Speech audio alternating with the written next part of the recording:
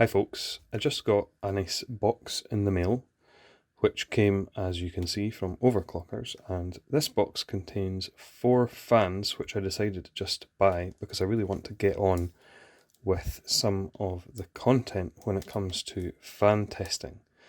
Now I'm going to open this and we'll have a look at which fans I decided to get. I'm not sure yet if this is going to complete the run-up because I still would like to get some of the newer fans, but I'm pleased with what I was able to get.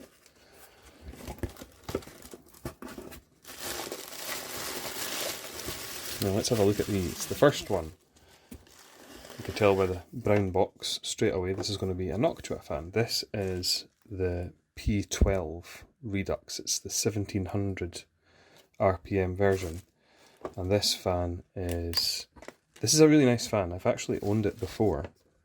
It's also really difficult to open.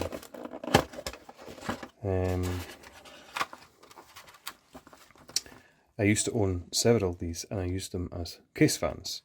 With it being 1700 RPM, it makes the cut for my 1600 RPM comparative test. So that will be featured in the next run of tests. The next fan in the box is the Lian Li Unifan P28, and I only found out about this fan a wee while ago. I wasn't aware of it, and obviously with it being slightly deeper, a bit like the Phanteks T30, I thought this would be a really interesting one to have a look at. So bear with me while I cut the tape here so that I can actually open the box. This is not really an unboxing channel by any means, so I'm not going to be doing this often, and I'm certainly not a product reviewer, I'm a product tester. I'll have a look quickly at this. Now this fan is very heavy. This feels almost a little bit more like a server fan. It's got quite a bit of mass to it.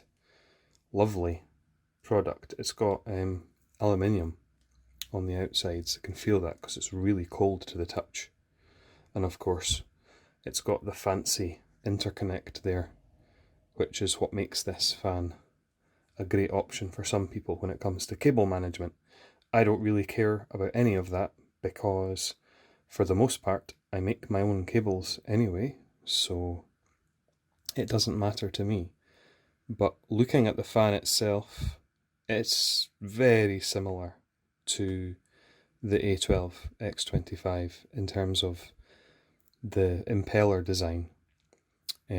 Also, of course, similar therefore to the Gentle Typhoon and every other clone thereof. So that's the Unifan.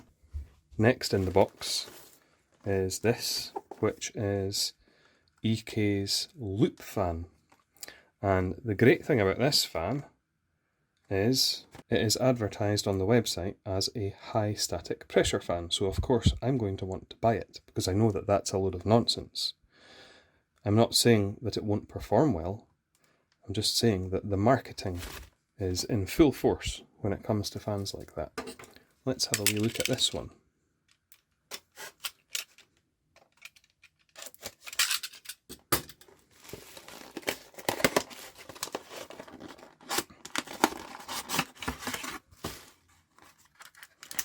Now this one was a good bit cheaper than the others by comparison. I paid £15 for this. It's quite similar in shape to the Vardar, a slightly different impeller profile, but there are similarities. It feels good quality, this. It's got a lovely finish. There are vibration pads in each of the corners. I should say dampening pads in each of the corners. Yeah, it's another 120mm fan. Now, the big reveal at the end here, this was the main reason for making this order in the first place, and this is the Phanteks T30, which I'm very, very excited to try. And of course, we'll have a look at that.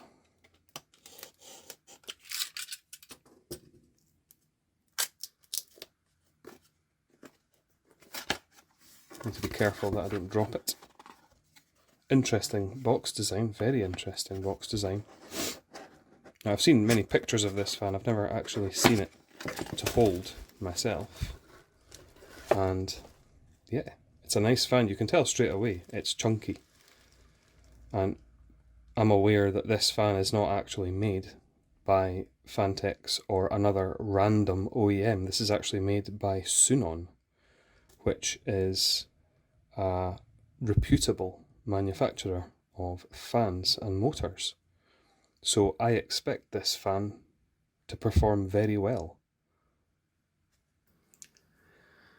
Okay, so these are the 4 fans that I just unboxed. I have some more fans that I am expecting, so hopefully I'll be able to get started on these tests within the next few days. But before I do any of that, I do have a couple more videos planned, and one of these is going to be about fan motors. Now, the reason for that is that fans like the Phanteks T30, there are some of them like the Phanteks T30 which are using what's called a 3-phase motor, which is really unusual for PC fans. And if it's very difficult to tell because the magnetic force is quite weak here, but when you turn a fan blade, it does what's called cogging, and that means that the magnets are getting stuck effectively on the windings of the stator as you turn it. And this fan has got 12 cogging points through one single revolution. So stay tuned for the upcoming video on fan motors, where we will take a look in a little more detail as to what's going on there, and I'll see you then. Thank you for watching.